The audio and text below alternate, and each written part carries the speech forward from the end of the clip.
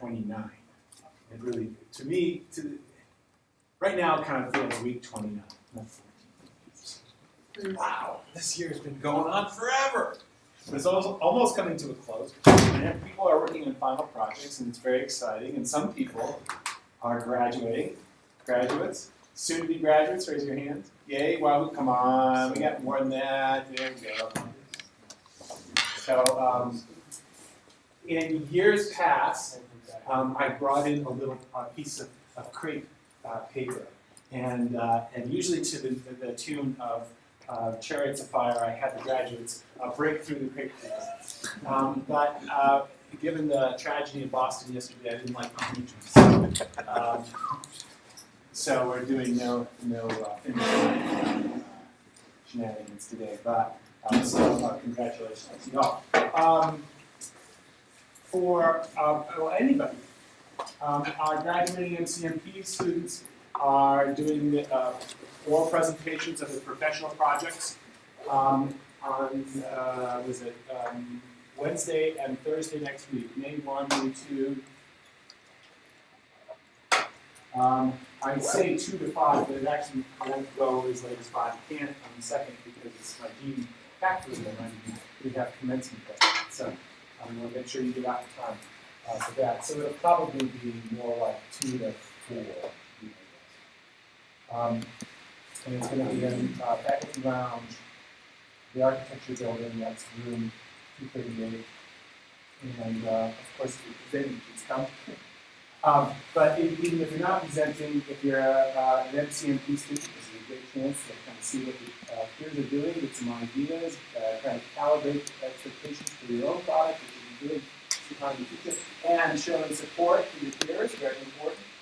If you are a real estate student, this is a great way to figure out what those planners are up to over there. So, again, if you support your peers and stuff. So, please come to this next week if all possible. One of the things we'll be doing is, as part of this, and I sent this out in an email to the MCMP students, we'll be doing an evaluation of our program as part of these professional projects. So it's going to be jury, and we're going to have reviewers there with score sheets and so forth. And they're going to decide whether the people who think they're graduating actually are going to graduate, or whether they have to pay an extra $5,000, $10,000, or $15,000 to graduate. And we can negotiate over that. No, that's not what they're doing.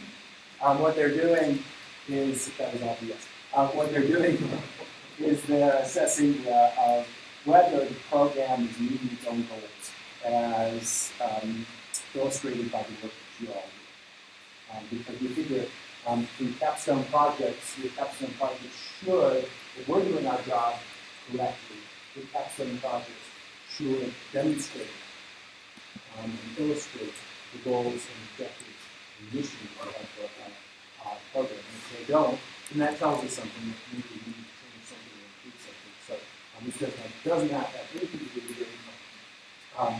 It does have something to do with the upcoming accreditation.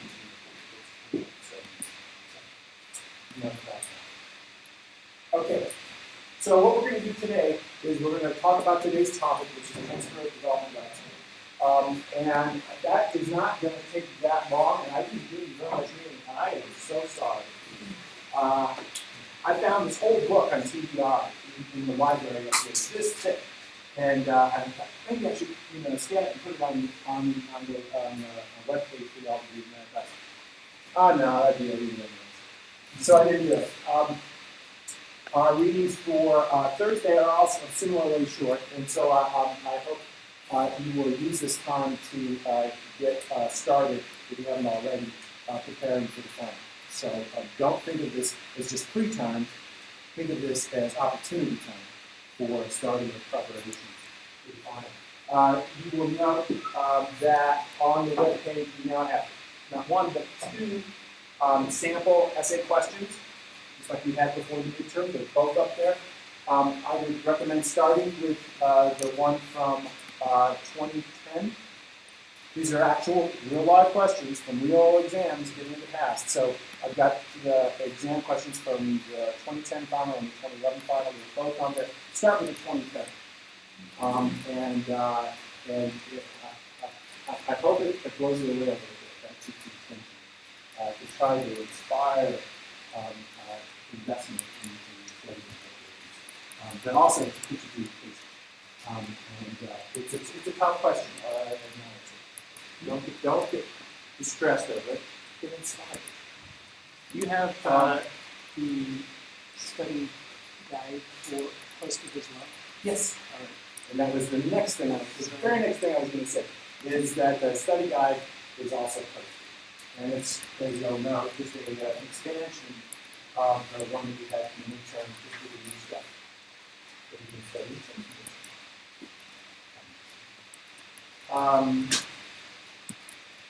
Okay, so who here has done a TDR? Anybody done it? You've done it? Okay, great. You're my first. So where was it? How did it go? Actually, it went pretty good. Sorry. Oh, honey, I'm on the hot seat right now. I didn't notice it. Sorry about that. That's right. It was in Mapleton, Okay. and it was a transfer of density rights off the hillside down to some flat area on the property. Yeah. We were gonna actually take it to market and sell them. At the time, they were selling for around $12,000. 12,000 per credit. Per credit. Wow. But the market was somewhat unreliable, and it's not very fluid. Getting information out there was difficult, and so we found that it was better just to use the density on the property itself and the city. So that was fine. So you sympathize with that plaintiff in the case of the between blocks, she was also concerned about the volatility of the market. Okay, so the basics. Transfer, first of all, the conceptual element, the theoretical element. TDR, transfer of development rights, is built on the construct that we've been using all semester of property rights being a bundle of space, right? Or analogized to a bundle of space. That is not a single right in property, but a cluster of rights. One of those is the right to develop.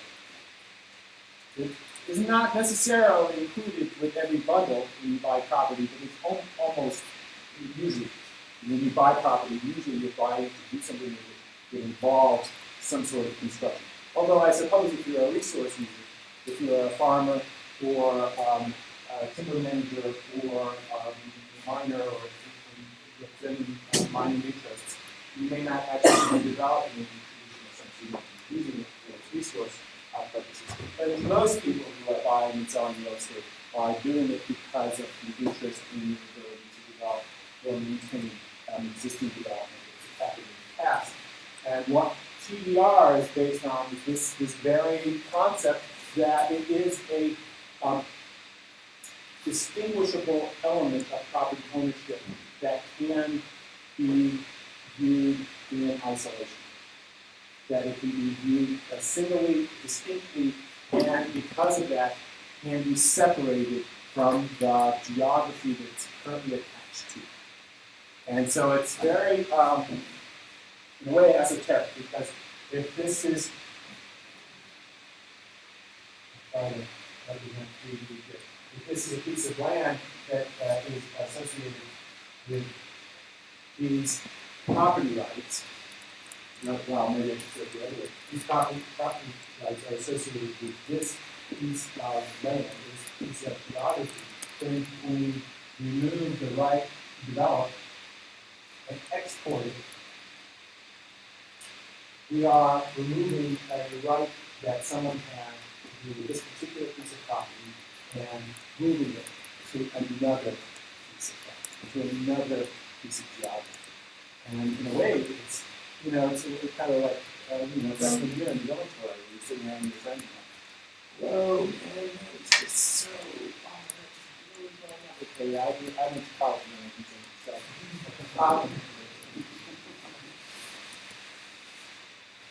Can I add some practicality to TDRs? Oh, we're going to get there. I want to start with the theory first, and then we'll build up to the reality. But I got some that I will be calling on you for. So just to complete the graphic here, what we're doing is here's another piece of land. Here are the rights associated with it. And what we're doing is moving the right to develop from it's been associated with this piece of land and moving it over into this bundle. Got that more markers of it, different colors. And it's now associated with this piece of land. In other words, this piece of land has essentially two development streams, right? Double development. That's the whole concept.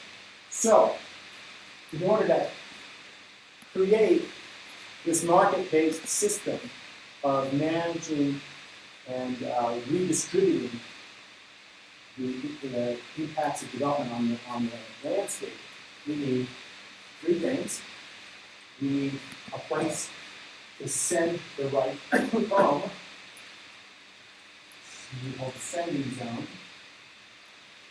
We need a place for it to land where it can be expressed that right to development, which is called the receiving zone.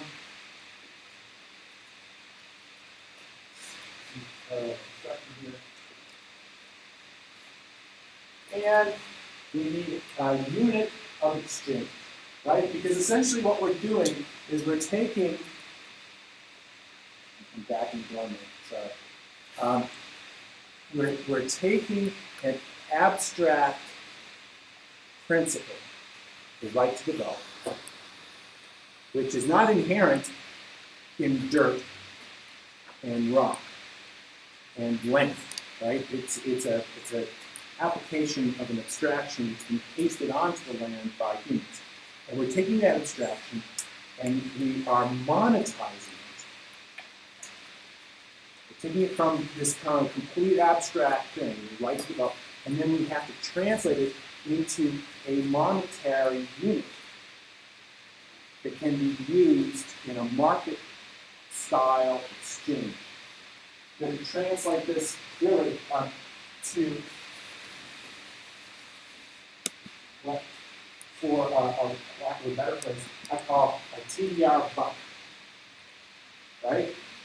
It's $500, but you take out a dollar bill, right?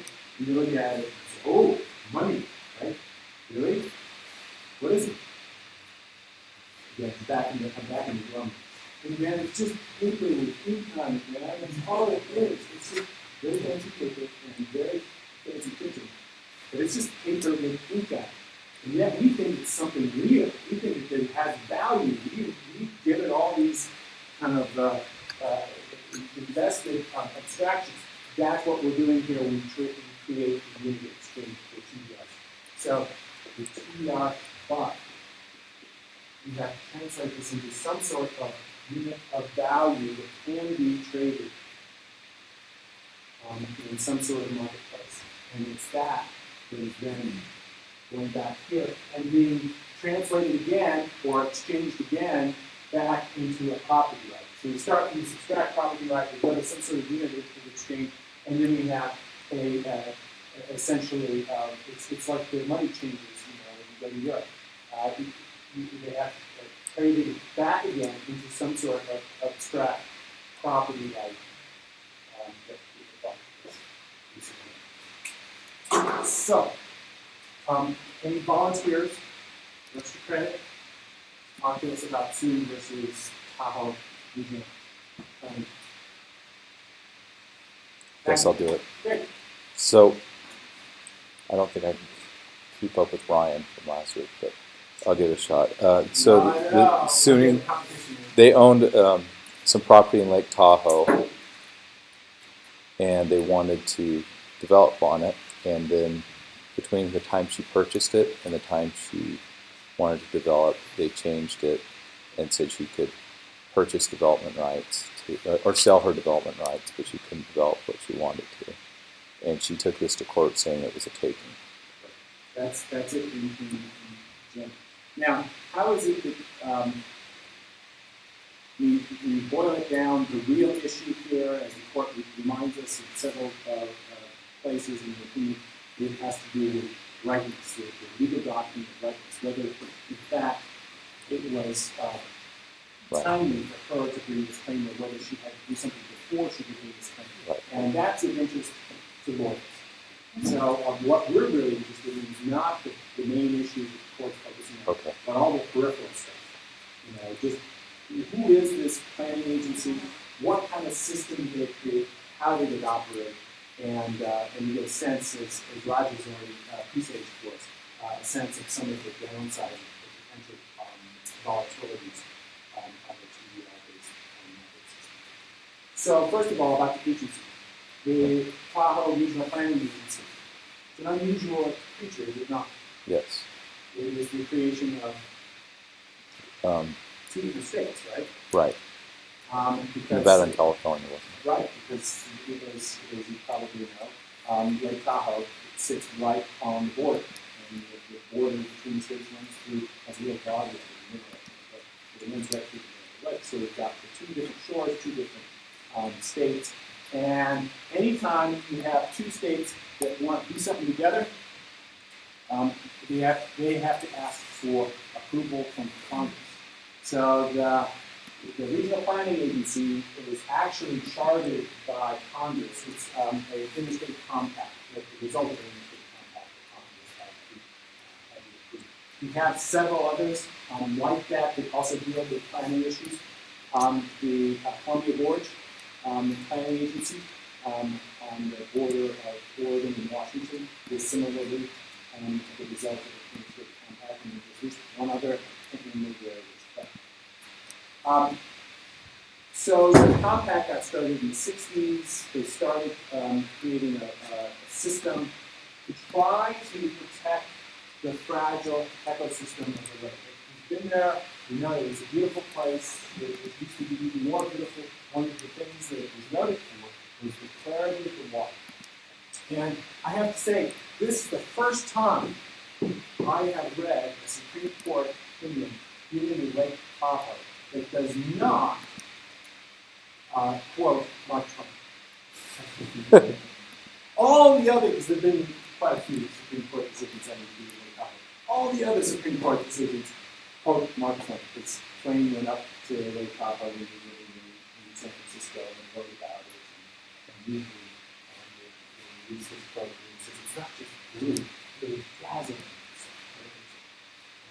And so that was the thing about Lake Tahoe, is the clarity of the water, you could look over the edge of your boat and see pretty far down to the bottom. And it's a very deep and so it was really a marvel. Well, because it's so beautiful, of course, it's attracted a lot of development, and when it comes to development, is runoff and sedimentation. And so one of the major issues there is trying to manage those impacts on the water. So you get a new plan, a revision to the charter approved by Congress again. In 1980, a new plan, a new set of ordinances. And understand, when you're developing in Lake Tahoe, around Lake Tahoe, you need to get permits from the county, or if it's in Tahoe City, from the city, as well as the regional planning agency. So that's a kind of dual layer of regulation that was including this. So that's a background on the planning agency. Now, explain this the TDR system that we have in place, because it's a little complex. Much more complex than the one you're reading about from West Valley City. Well, that's where I'm a little confused too, because it seemed you had to. Well, when I read it, I just kind of focused on the brightness issue because that's everything pushed it. So. And then I said, "Oh, and that's not important." And that's not important. So a little. Wow, really? Well, that's what I focused on. Oh, that's fine. That's fine. So you've got 3 different lights. 3, yes. So And she had 2. Yeah. Well, she at one point had 3 that she didn't take advantage of. But there are 3 different ones. And this is, I think, overly complex. I think it probably could have achieved what they were after without going through all the different people. But we've got a development right. So there's a development right. Everyone gets land. Everybody owns a lot. All landowners, everybody gets one of these on that. And then you get a development, what do they call it? Development permit? Allocation.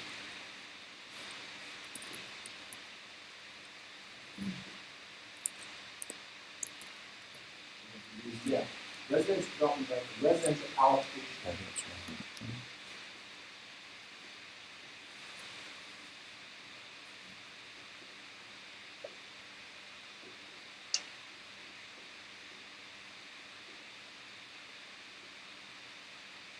And these are granted, and so everyone gets one of these automatically. On top.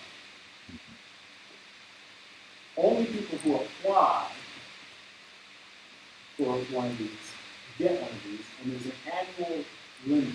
They don't tell us what the limit is. Our understanding is they only issue a certain number of these residential allocations per year, and they have to be used the year of their allocation. So this year they'll be 1,200.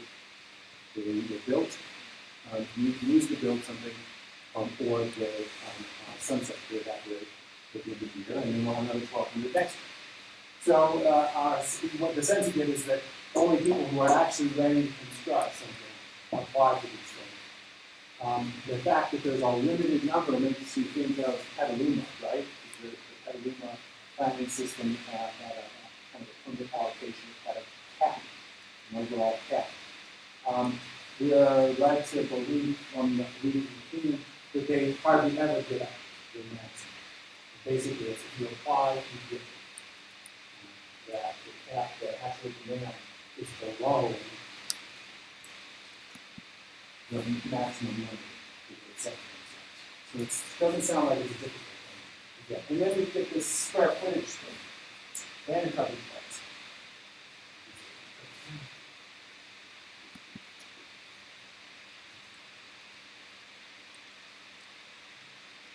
And these are associated with those properties that are classified as being within the extreme protected zone or extreme environment zone, SEZs. If you're in the extreme environment zone, which means that you are on you have land that is particularly unstable or steeply sloped or on the boundary of a stream. In other words, its potential for sedimentation or creating sediment runoff are higher than other lands. So it's done through a classification. And if you are in one of those areas, you get 1% of your total square foot. So you take your lot, 40,000 square feet, you get 400 square feet. That's how much you can disturb, how much square footage you can disturb on the site. You can disturb 1%. So that's a real tall cap. But there are probably height limitations too. So the idea here is that all three of these are triggered. And this is important because if you're in the SEZ zone and you have your land is classified under this individual parcel evaluation system for again assessing the kind of sediment producing capability of the property, you could end up with a score of 0, and if you end up with a score of 0, it means you cannot build on your lot. It's not allowed.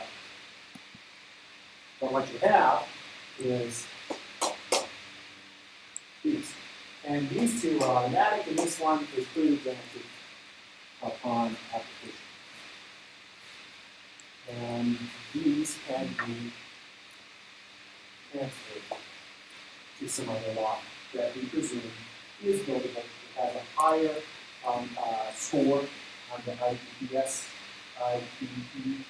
system is not in the SEZ zone. Well, so the idea is to take the development to extinguish the right to develop on environmentally sensitive properties. Let me rephrase that. Is to remove the right to develop what would normally be the right to develop on environmentally sensitive properties and move it, not to extinguish it, but then move it and apply it on properties that are not as environmentally sensitive.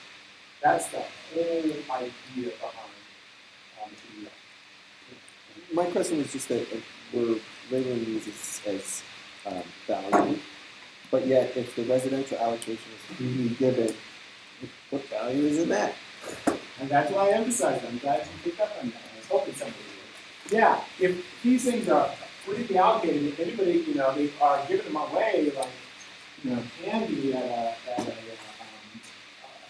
parade, then who wants to pay her for hers? Now, she has these other things. She has this residential development right, and she has some land coverage that means we have more value. And what is missing here, what we don't understand from reading the case, is how this gets translated back into a right to develop. So, looking at the West Valley ordinance, who's read this? Really talk about. How does this system work? Oh, wow. Amazing candy. Oh, great. Sarah.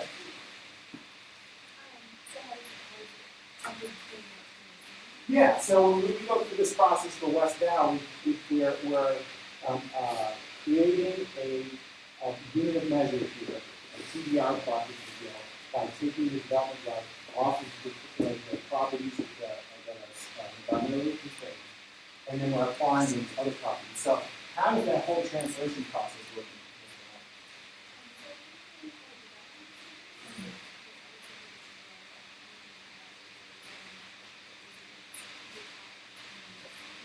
Right, and then if the certificate comes from the city, right?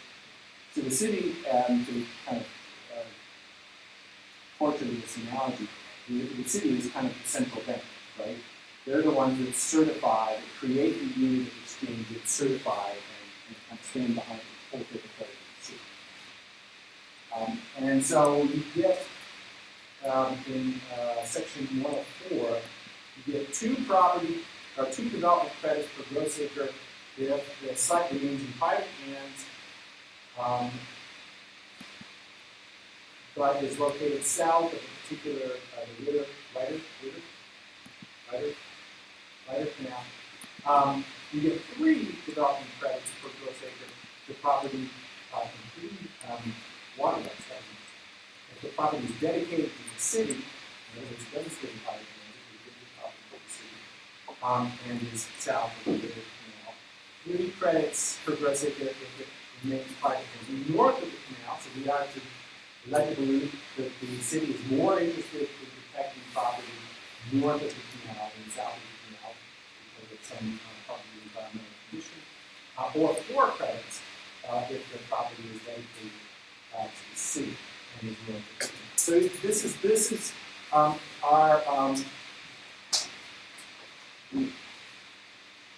monetary exchange rate here. This is like, reading the money market page in the New York Times to see what the real is compared to the dollar. That's what this is. This is how we translate this into some sort of units of exchange. And we get these credits according to the formula here. And then they get applied on the ascending sides, or excuse me, receiving sides, by a formula which is in section 107, which is a little complex, but basically what we are led to believe is that the city has rezoned the whole section of the city for a maximum density of 3.5 units per gross acre. And anything that you want to build denser than that has to be done with development credits. So in this receiving zone, generally speaking, there's an exception to this, but generally speaking, the maximum density in the receiving zone is set by the zoning ordinance at about 3.5 units per acre. And so if you want to build a project that's any denser than that, you will have to use development rights purchased through this system that are taken from properties that they want to sit. So this tells you something about how the system, one of the necessary elements of the system, which is a limitation in the receiving sites that is below where the city thinks the market wants to go. Because if it's not, what's the market for TDRs thinking? Right. If this is loosely zoned, or not zoned at all, I mean, it's sort of the extreme case. If it's not zoned at all, you just designate it as a receiving area, or it's zoned, but if there are no density limitations. Anything, let them live. This is Houston, Wahoo. Then no one is, why would you pay money for something that you already can do without these credits? You can do it, right? So this is one of the theoretical problems with TDR, because you ask yourself, why did the city think this was the right number, the right density for this part of their city? And they would say, oh, well, it's because for the health, safety, and welfare of our citizens and our community. And this is to maintain our rural character, the small town character. This is, you know the pattern. They come up with a whole bunch of justifications on why they set the density limit so low in that part of their town. And then you have to say, well, okay, if that's true, then why are you going to compromise for this kind of exchange? If this was the right density limit for achieving all those good police power, health, safety, and welfare outcomes that you say are important to you, then why are you willing to allow those standards to be violated when somebody comes in the TDR box? And you say, oh, well, that's for a good public purpose. And then you say, well, then why don't you keep this thing up? And you see where the problem is. Either there's a good rationale for limiting density here, and if there is, you should stick to it. Or there isn't, and then you should raise it. And so, I have problems.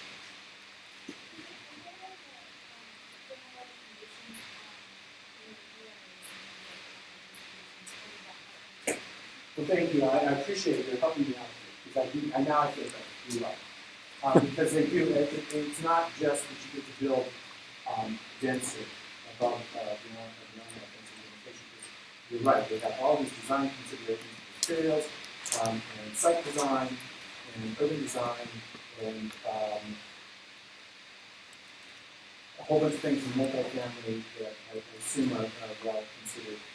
So I guess that you're right. In the city's defense, what you end up getting is not just a denser project.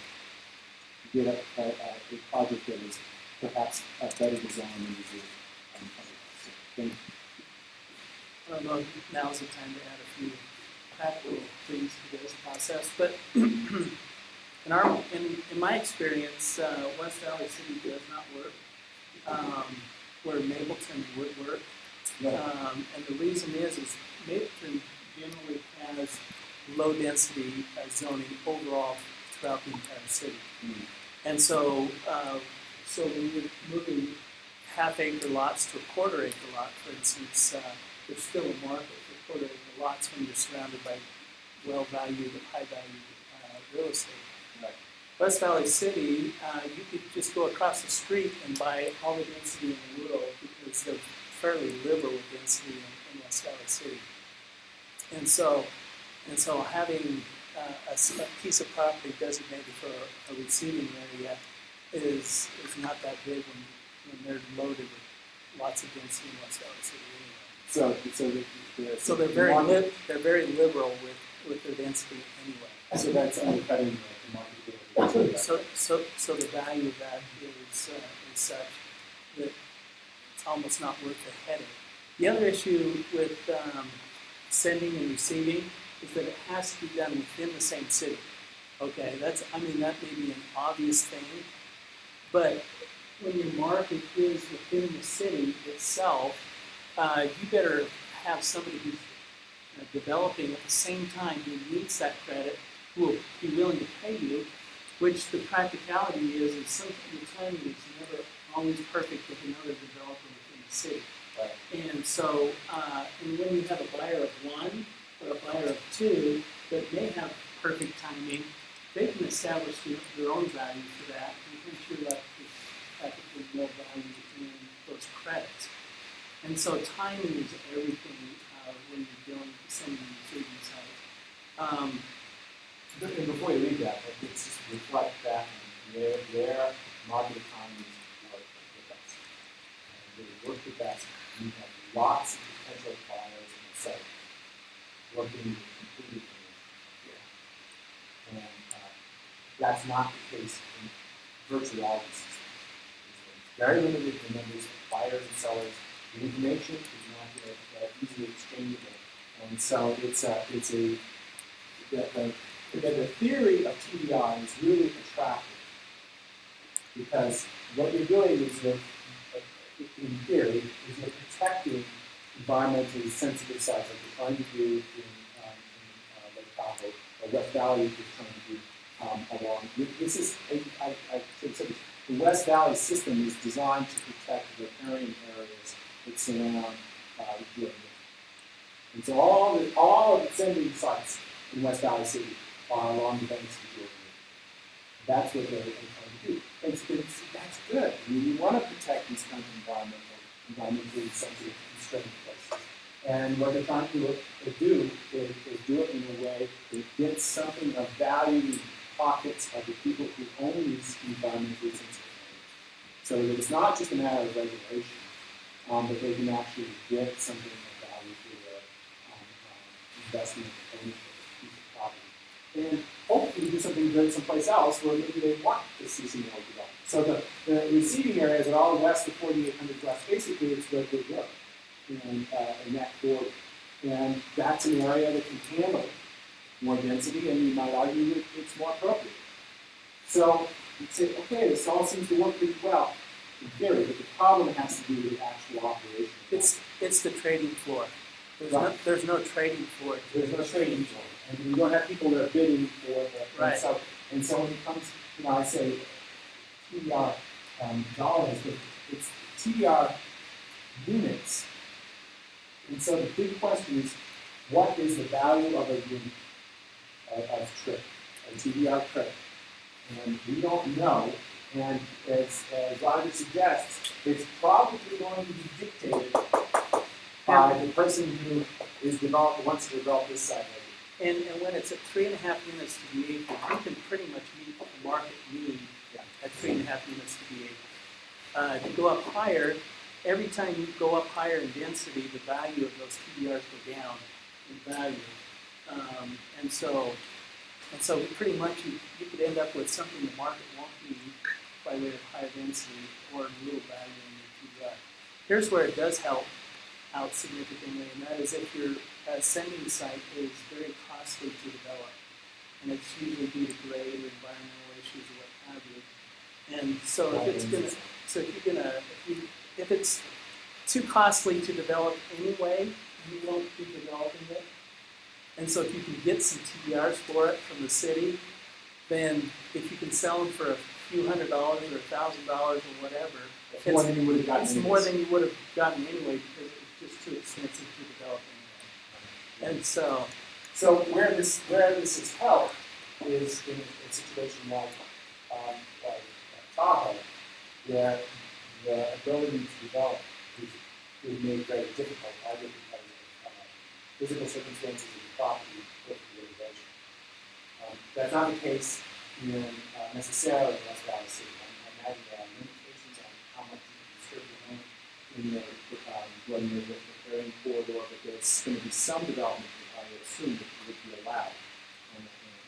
Regardless, you might have some Army Corps of Engineer permit issues to deal with, to fill in the roof. That might be an extra challenge. Showing you everything. Yeah, I read in a book once that this particular TDR can also be used to manage sprawl accounts where you have agricultural lands surrounding your town. And you could set something in place like this, maintain those lands as agriculture, keep the property values down for maybe a little farmer to take over the property and send all the development Right. to be more appropriate. Yeah, and when I was teaching the investment management class, we did a whole segment on this topic, and it was in the context of protecting farming. Our other resource land at the edge of an expanding metropolitan economy. And this is where it's done. If you're familiar with the Lancaster, Pennsylvania conservation and land conservation programs, one of the leading land conservation programs in the country, that is based, they have some regulation, but most is based on the trading of buying or sometimes occasionally being taken development rights that is the buying and this is what they're doing. The reason they're doing Lancaster County is one of those Amish farming areas, and they're trying to protect that culture as well as that landscape through TDR and other programs. So here's the theory.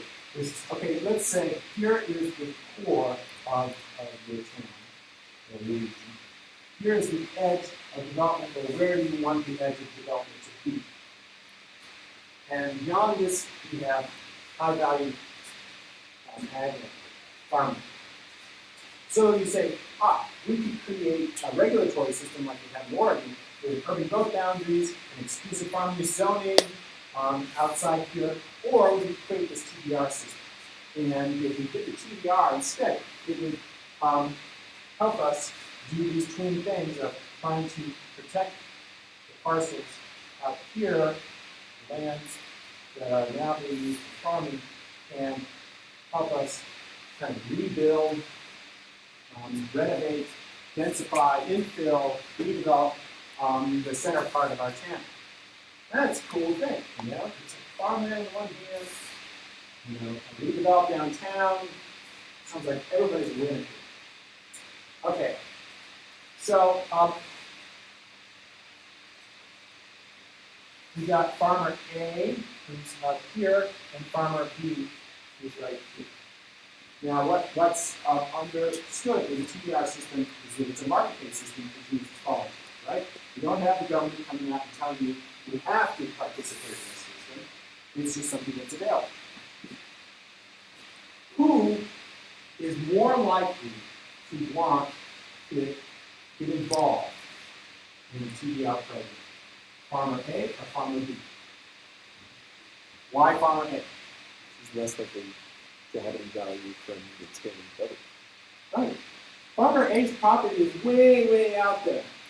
There's not a very high likelihood that farmer A will be able to turn his farm into a subdivision because the market is there. And so farmer A is much more likely to want to participate in farmer B. Farmer B is like, you know, if this is the edge of the developed land, farmer B is, man, he's already got the option on that condo down in Sarasota.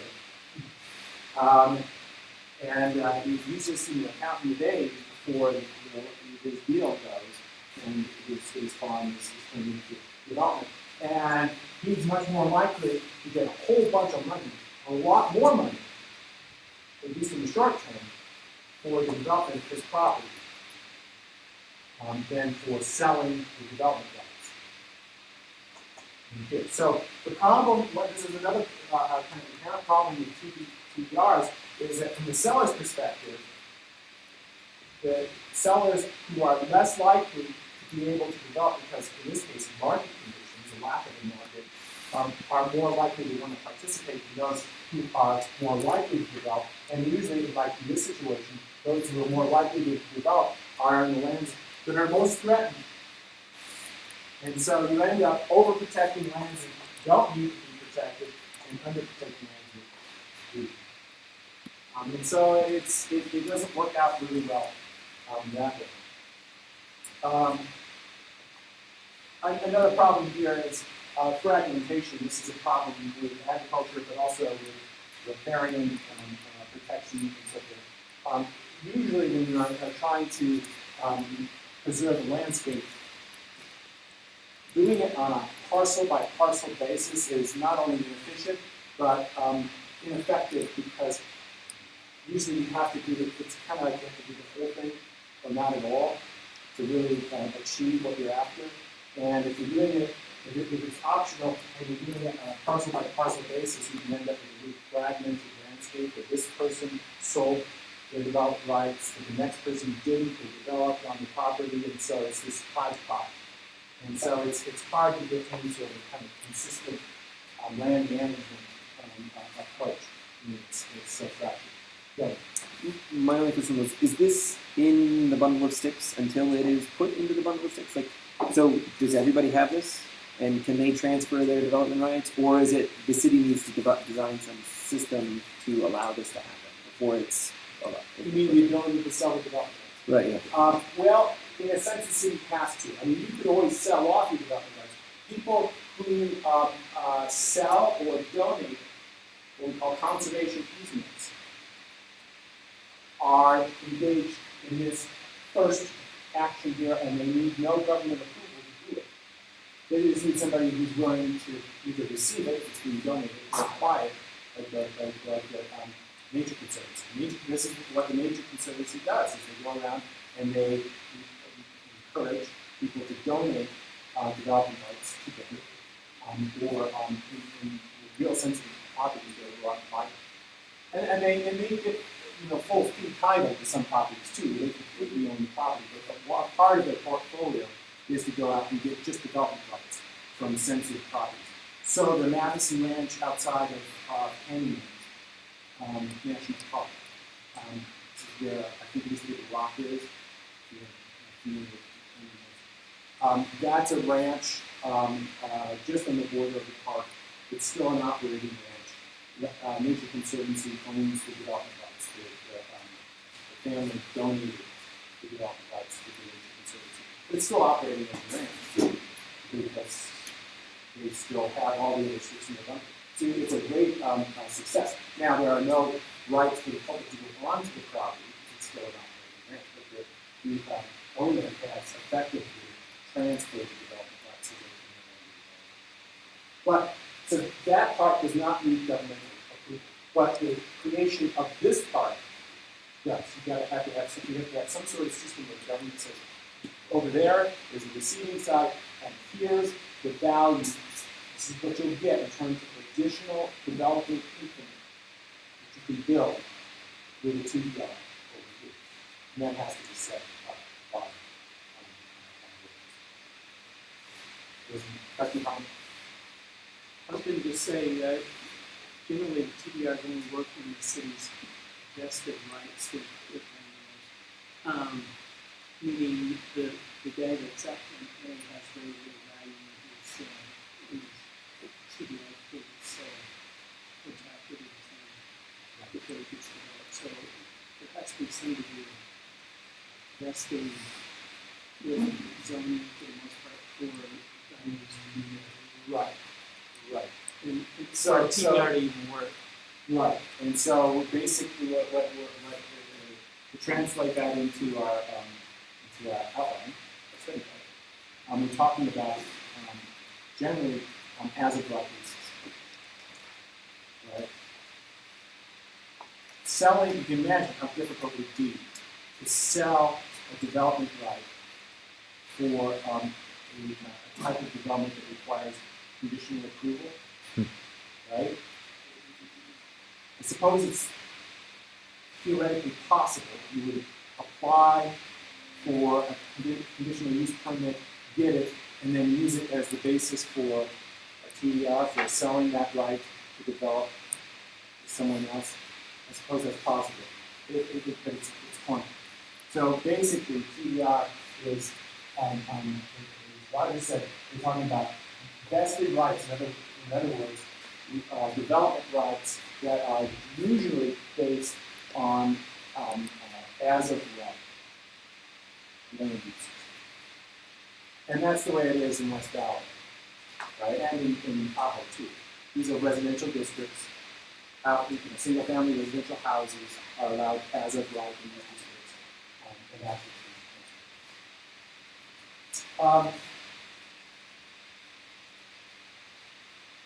so Matthew, you did spend time on the rightness issue. What can you tell us about that? Well, what I found is that the city was arguing that her stance was that it was premature because she hadn't taken her development right to market to find out if it had any value. And the first court said, yes, we agree, it's too early, but then Justice Soter said, no, that's not the case because it was already predetermined. We already knew what was going to happen if she did take it to market. So the question for me, more or less, like we can still determine whether or not it's a taking or not. Right. So he sent it back. He remanded it. And the take home for y'all from this is that normally with taking cases, you do have to get a final word from the local government on what is going to be allowed or not allowed on the property before you sue them for the taking. For example, if you let's say that you have a piece of property, it's zoned in such a way that the only possible or realistic use of the property is to pursue one or another use that is listed as a conditional use for that piece of property. You go to the Planning Commission with a conditional use application that the Planning Commission turns you down. If you were to go to court right at that moment, the court would probably throw it out as being premature, not right, because you have not yet availed yourself of the local appeal system, right? Remember, there is a right of local appeal from an administrative decision. And you haven't done that yet, and until you exhaust, they call it administrative exhaustion, which right now is kind of the way I'm feeling. I'm administratively exhausted. You have to exhaust all your possible remedies before you can go to court, and that's what this is all about.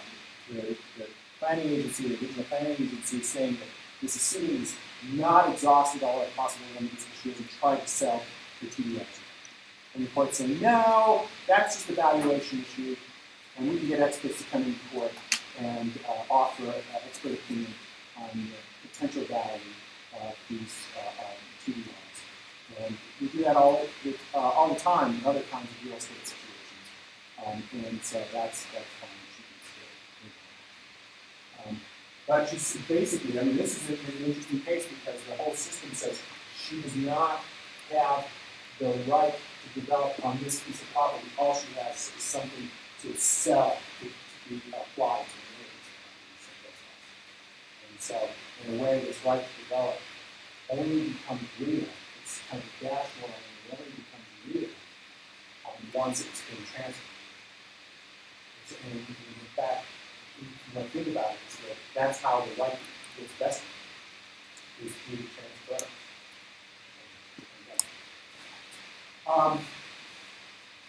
So that's TDR.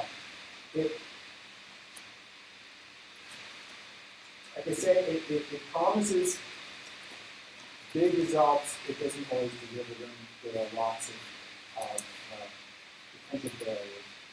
I think one of the more, I've mentioned Lancaster County, another place, if you're interested in this as a topic and you want to find out more about it, another place to look is in Montgomery County, Maryland, and probably a couple of other counties in Maryland use TDR extensively, again, for agricultural land preservation purposes.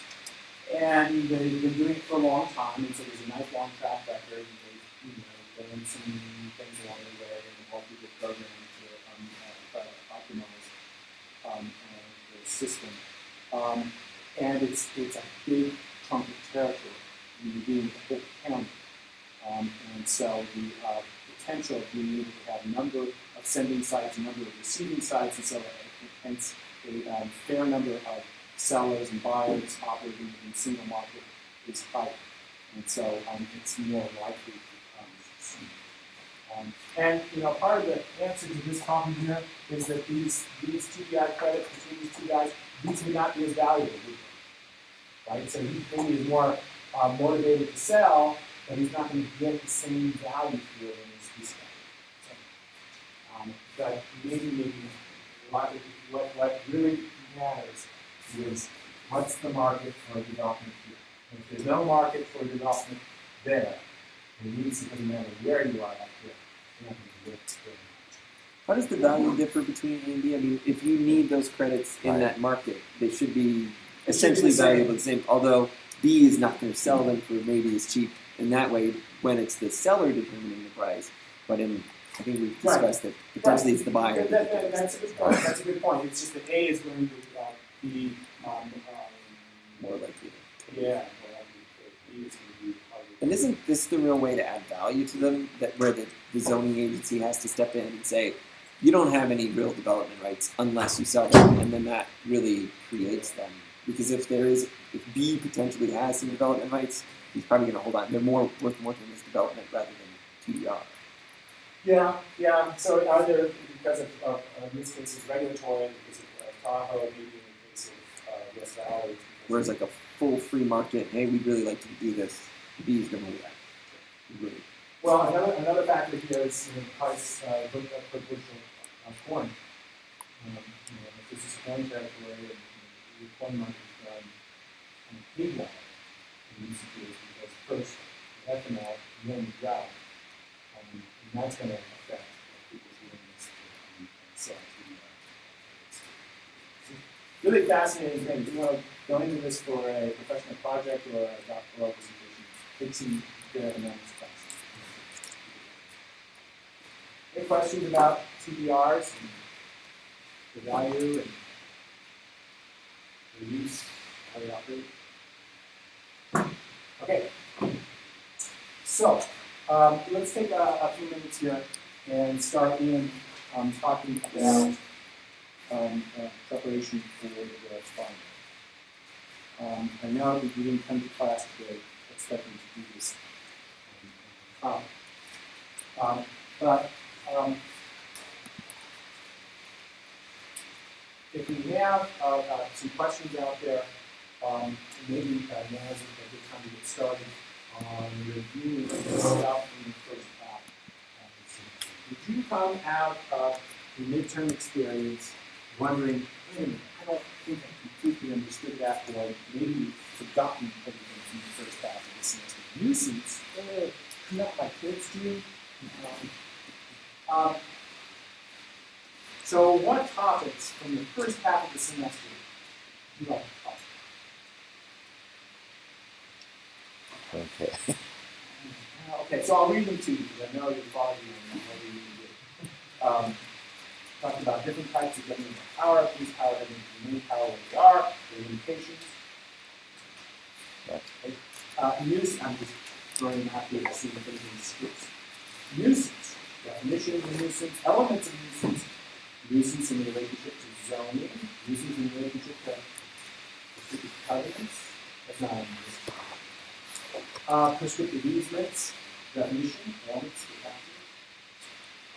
restricted covenants, definition, elements, how do you create them,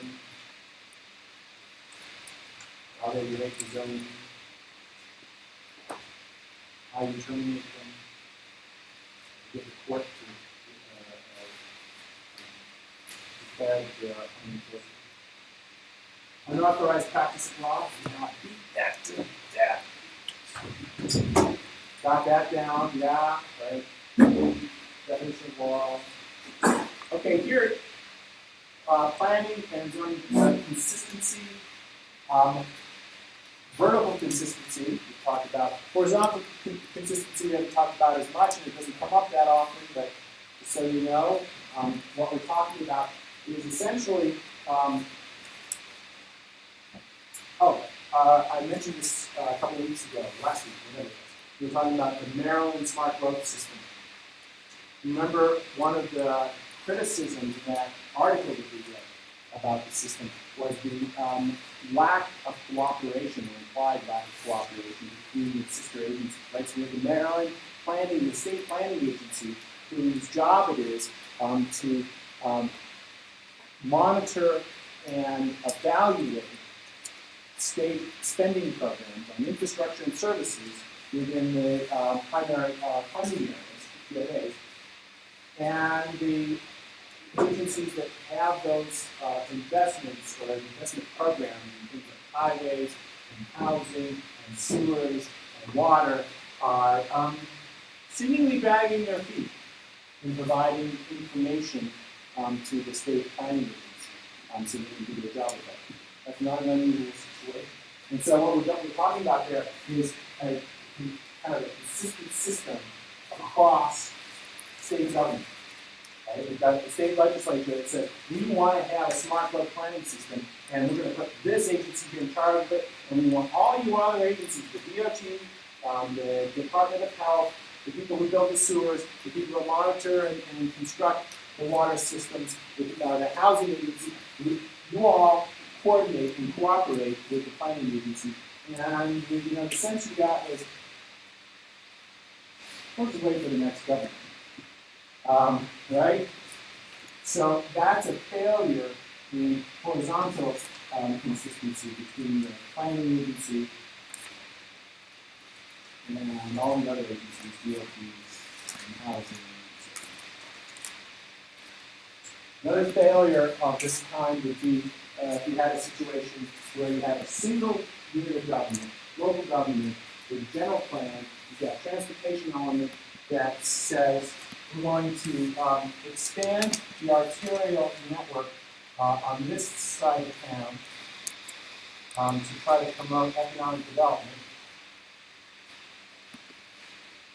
But we're going to expand the sewer capacity, sewer and water capacity over on this side. And we've got an education element, and schools are going to be improved and expanded. And you say, oh, that never happens. Well, yeah, it's the same kind of thing like I just talked about in Maryland, pretty much, just with the local government. We have these different kind of fiefdoms that have been established between these different departments within a single local government, and they have different senses of their mission and how they should be implemented. And so that is a failure in horizontal. What I've added here is to the what was here before is another subheading on levels of consistency, right? Because before, consistency meant only between the plan and the zoning ordinance. That was the limitation of our discussion. But as we were talking about last week, there is also, in states like Oregon and Washington and half a dozen other states, this level of vertical consistency with the state. Because in any place where there's a performance-based planning and zoning system that has been established by the state, where the state is giving substantive standards that provide the basis for the development of these documents, we've got a vertical consistency, a strong vertical consistency of region. And in places like Oregon, you even have an additional layer because they love government so much, they just do more of it all the time. You have the region, at least in Portland.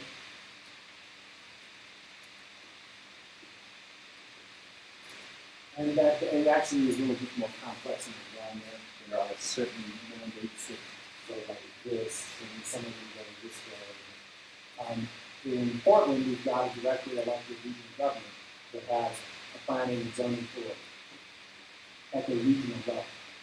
And local governments in the region are required to develop plans and zoning ordinances consistent with the regional plan.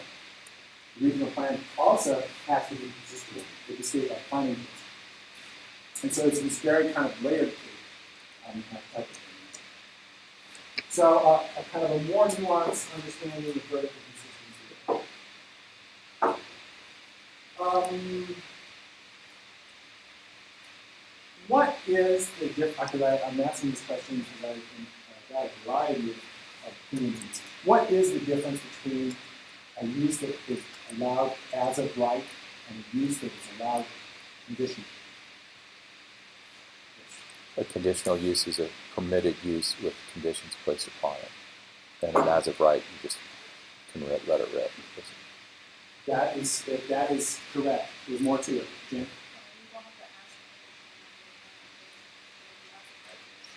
That's also true. Yes. And the conditional use is made as right after that condition is made. It's essentially vested, right?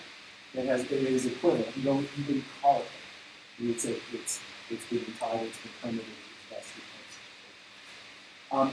The only thing I would add to all of that, and all those things are true, and that's very good. The only thing I would add to that is that a conditional use is permitted if it meets specified criteria.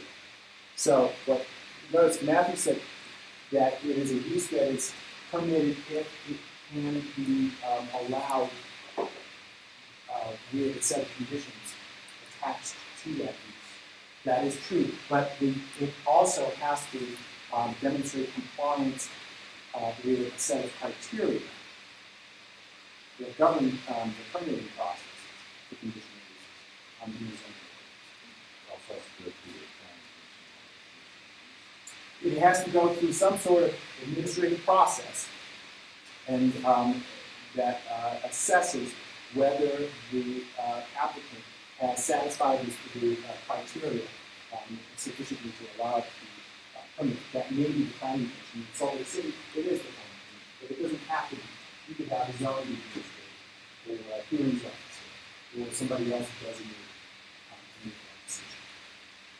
So where I live, the conditional uses aren't spelled out. They just say it's a conditional use. And then when they come before the planning commission, the planning commission will determine what those conditions are. It seems a little sketchy. And I'm on the planning commission. It makes me uncomfortable. But that is a weird area of business. I mean, it's usually it provides a bunch of flexibility, but it also creates the potential to abuse, right? Because you're not articulating criteria, right? Or do you have criteria? I mean, we're always coming up with something. It's like the one we always see is all of our home occupancies are conditional use, and we're usually trying to say, well, your clients have to park in your driveway, and they usually play consistently, but sometimes it doesn't seem. If I was an applicant, I wouldn't like going in blind in front of the planning commission. Yeah, this is part of the bad rap exam gets, and it's really well deserved in a lot of places.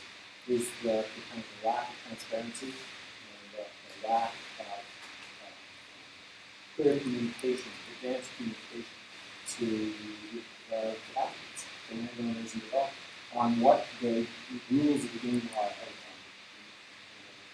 A lot of people participate in the system. They usually just push it feel like they're playing this game in back. You show up, you think everything's going to be fine, and all of a sudden they just boom out of nowhere. Oh, and you had no idea. That's important. So, as of right uses require no other approval. You just go out there and start, someone said, iterate. You just go out and start building, right? What else are you going to get? Permits. Building permits, there are all sorts of other kinds of permits. It's just that with respect to zoning and land use, as of right, have been those classes of uses have been declared legislatively as being allowed, as being consistent with the community sites of community. Variances, right? It's just a matter of knowing the elements for the variances. Non-conforming uses, you can have that down pretty well. Accessory uses, home occupations. Good, I've never seen fogginess on that. So I would sure you understand. Basically, it's the same three elements, right? Those uses for both home occupations and accessories. Those uses customarily provided incidental, subordinate to the primary use. Could you elaborate on this? Incidental. Customary provided means that they are frequently found. Incidental means that they have some sort of logical relationship to the primary use. Subordinate means that they are lesser in impact and importance. Did I get it right? It's not right? I think what is it? It has to be for customary purpose. And also, that satisfies incidental or subordinate, yes, but that is a good example. So you remember the dog kennel case in Maine. The court found that the use dog kennels was a customary use. Apparently, the applicant provided some data showing how often dog kennels are associated with residential uses, primary residential uses in that town or in the area surrounding. I guess they just love their dogs. Well, maybe they don't love their dogs because they're putting them in kennels. They're not going to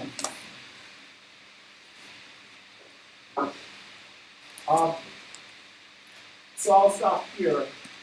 But for Thursday, we have readings about transit-oriented development and ND, neighborhood development. And we'll talk about that. And then we'll have, that won't take the whole time like today. It's pretty quick reading and a lot of you know this stuff already. But do read through, there's at least one or two. There are two different example ordinances in the text. And I know ordinance reading is just, and if you're underslept, it's really hard to get through. But it is worth your time to read through, and because you will learn even more about the structure of ordinances in general, and what the hot button issues are for transit-oriented development in particular. So read through those, and also you might just go through the study guide and look it through and maybe flag a couple of issues that you want to talk about on Thursday, and we'll do it. So on Tuesday next week, we will be going through that 2010 question, essay question.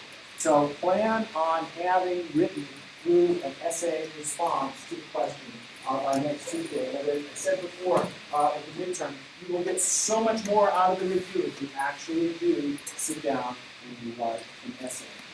You don't have to do it under the time circumstances if you don't want to. If you want to be completely hard on yourself, you can do it with a stopwatch. But I would just work through the issues, but actually write out a full essay. Don't just flag the issues. Write those 3-sentence paragraphs. You're going to get back into the habit of doing that, okay? Great. So I will see you on the Thursday. I almost say, have a nice weekend.